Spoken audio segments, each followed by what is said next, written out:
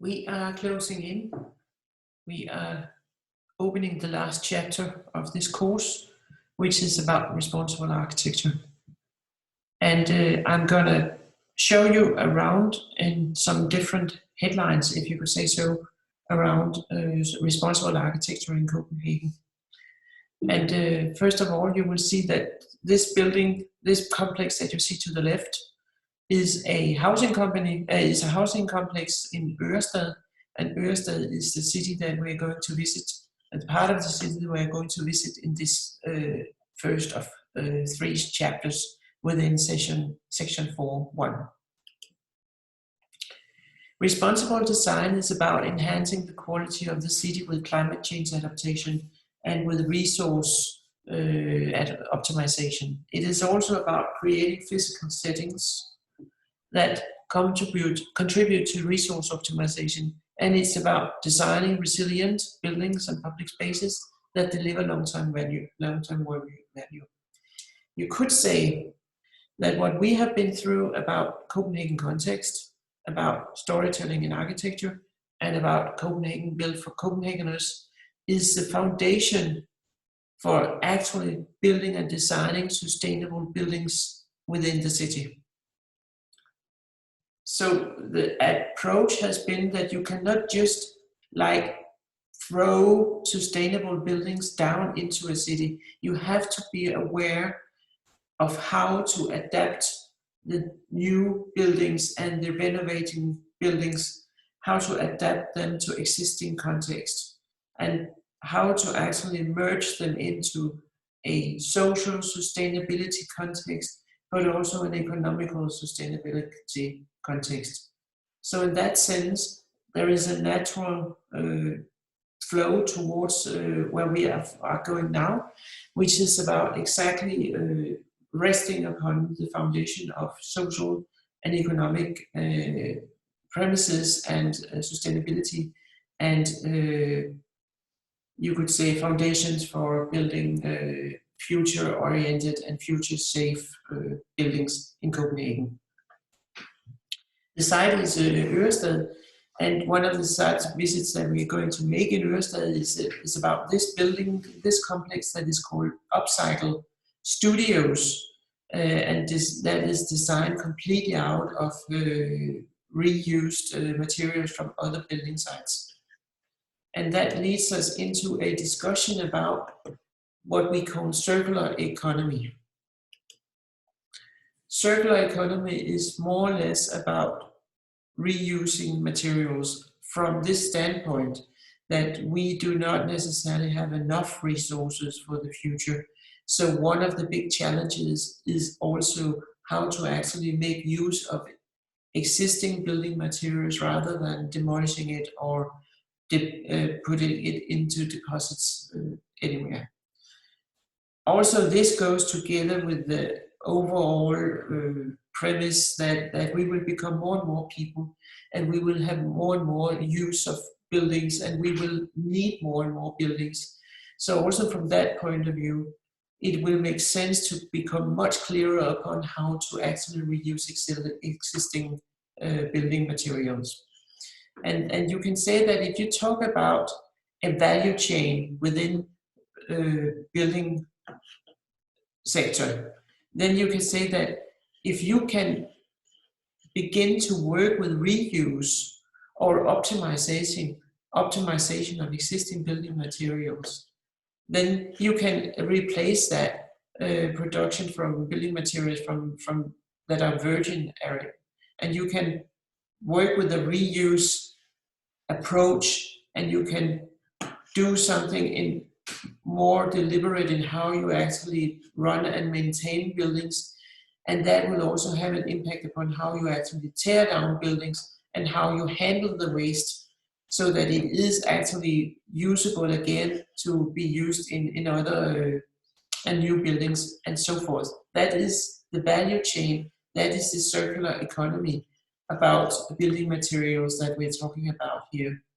Reuse, production of new materials on the basis of reused and virgin materials, reuse in the most literal way, reuse in terms of running and maintenance building, reuse and have a focus upon that when you tear down buildings, handle the waste that from building that you have torn down, so that you can make this circle again and again and again and again.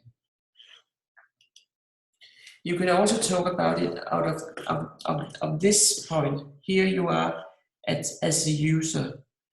You use some materials, you use it, you extract it from nature, from resources that we have. You fabricate new materials. You put them into a context like a window, for instance, and you distribute it, you bring it to the sites and you use it. And then after you have used it, you burn it.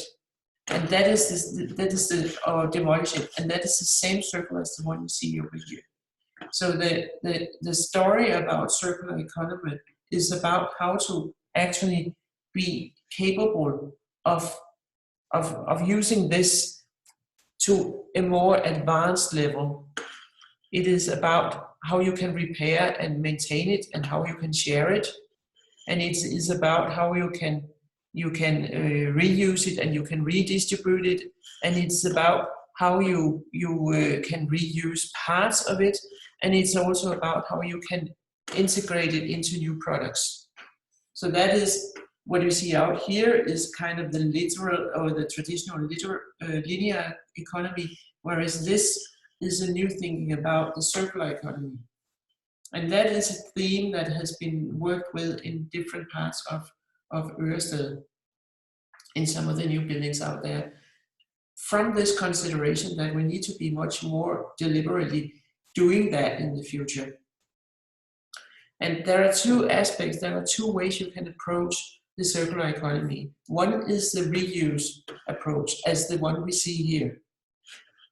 This concrete has been made from concrete that has been demolished and broken down from other sites. The window frames here are reused window frames. And these cladding is also reused wood. So in this sense, the architecture firm of Linear has been approaching this circularity in terms of creating a housing project here where you reuse existing building materials.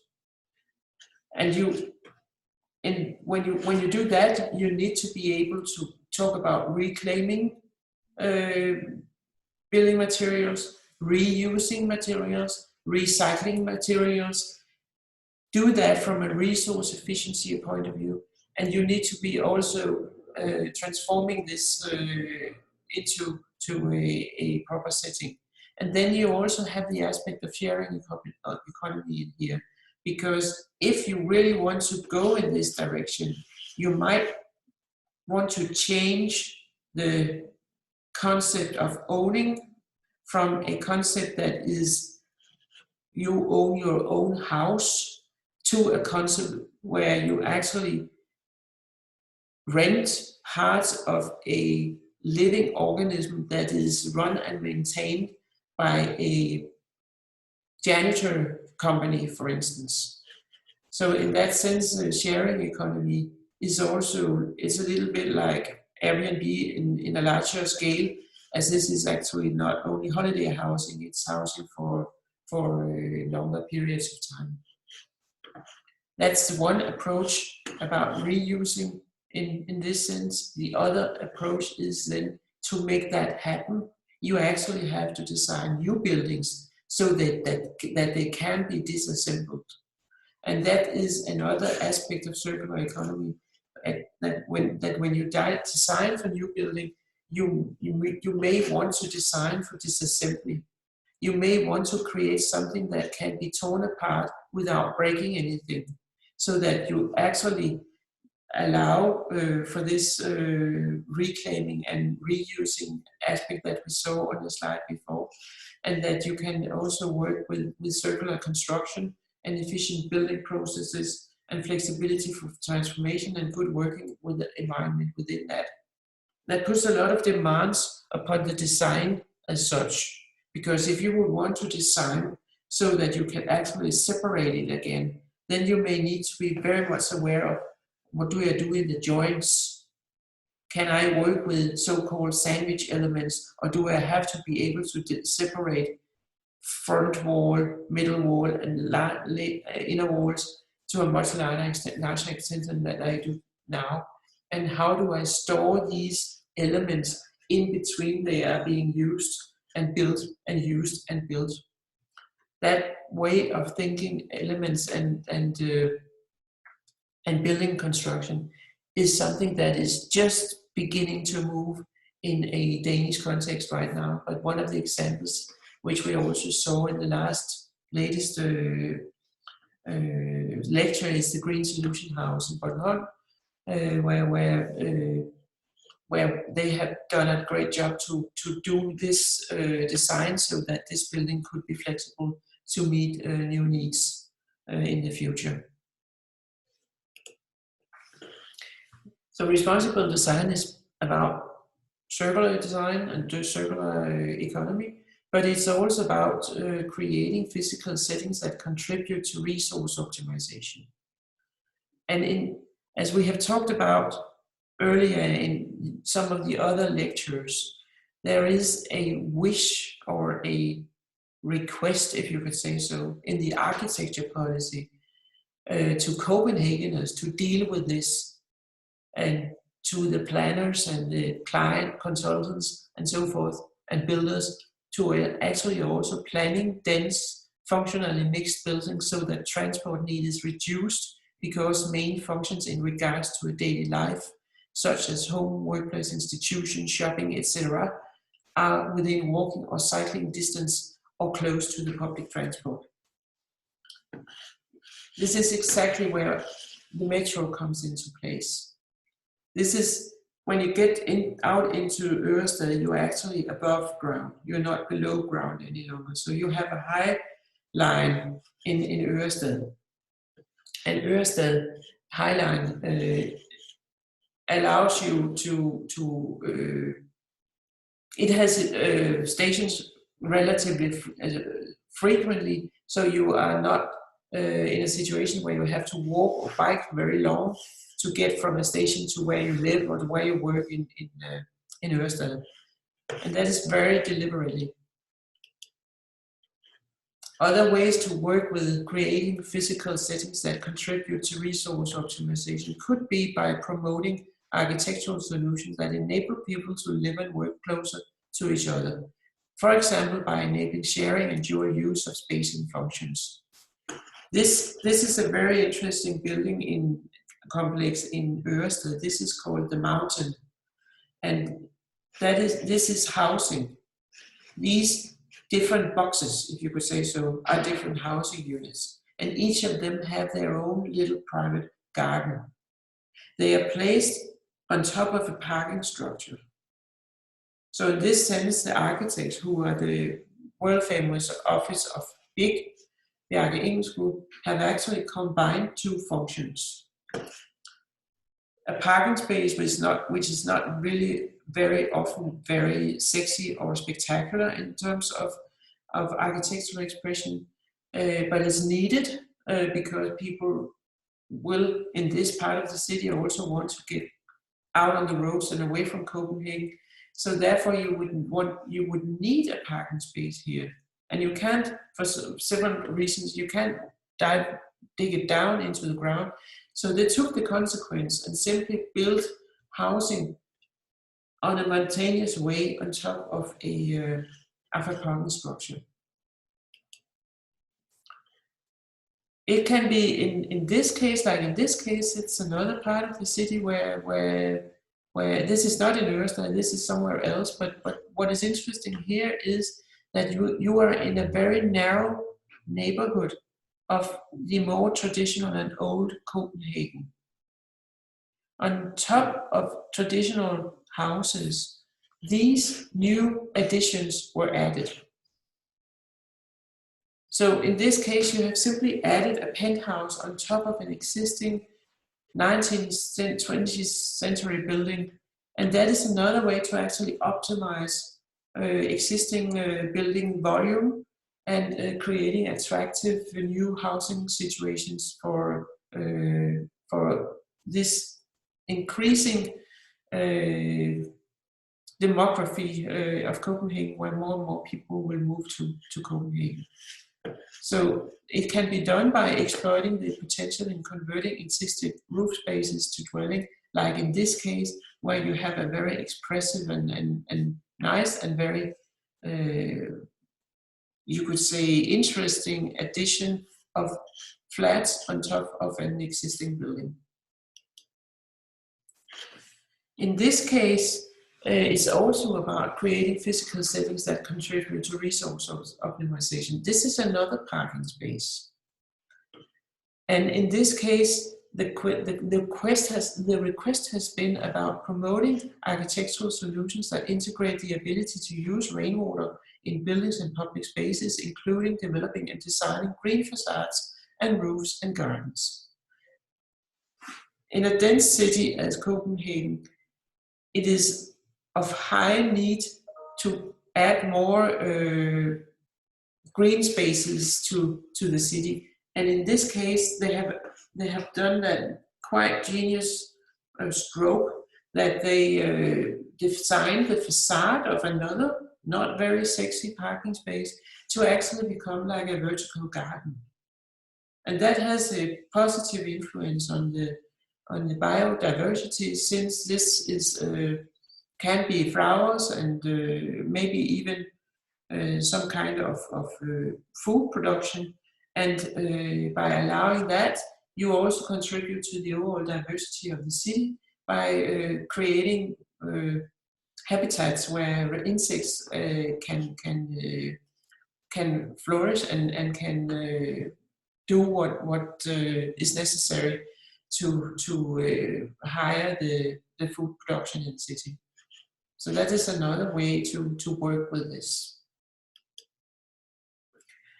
A third way could be about creating physical settings that contribute to resource optimization. Like in this case, we have already seen this building in another lecture.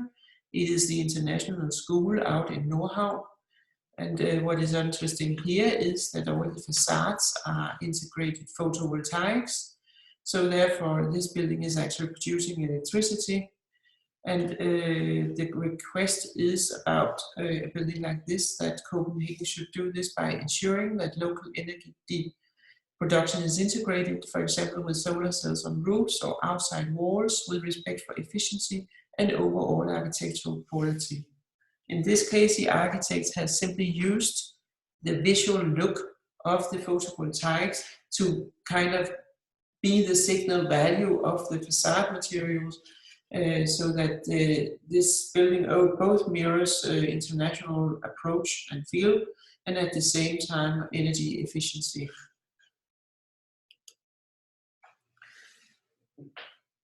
Still another way to actually work with creating physical settings that contribute to resource optimization. Then in this case, this is the Nørreport station, where Copenhagen has asked the consultants and the designers to do this by promoting innovative architectural solutions that integrate design, technology, and knowledge of human behavior into a whole. For example, in establishing cycle parking or waste disposal facilities. The entire plaza around Nørreport station has been totally redesigned from what it was before. It was a very heavy crossing point in Copenhagen, but since you are asked to kind of favor bicycle traffic, then it would be the most obvious thing to do that very close to the stations. So in this case, there has been put a lot of emphasis upon how to actually allow spaces for biking that are still also protected from people passing by, so that we don't interfere and we don't create a mess of biking versus people in this sense. So they actually simply lowered the fields when they have the biking stands, so that it can contribute to a smooth movement around in the area, and at the same time provide the highly necessary bike parking facilities. And Another, again, responsible design is about, we're still talking about creating physical settings that contribute to resource optimization. In this case, it is called the red square. It is in the outer Nørrebro, and as you can see, it's actually not for the fun of it, but all the pavements are red out there. And this square moves out into a really, really nice place also that has a very interesting pavement as well. And the overall philosophy in this case has been to create something that would make people want to move and to run and have fun and roller skates and skateboards and everything. So the request has been to design coherent connection with shortcuts and easy access to walking, cycling, or using public transport. So in order to create fun and to engage people, the red square is designed like this, both allowing access to all these resources that are here, sports facilities and so forth, but also connecting to the main roads and being like a landmark where which people can recognize, and they can always kind of gather around this and be integrated into the city. So that was that for now, the first part of the lecture of today. And I think we're going to have a short break, and then we can run into the Ørestad, which is the second part of the lecture of today.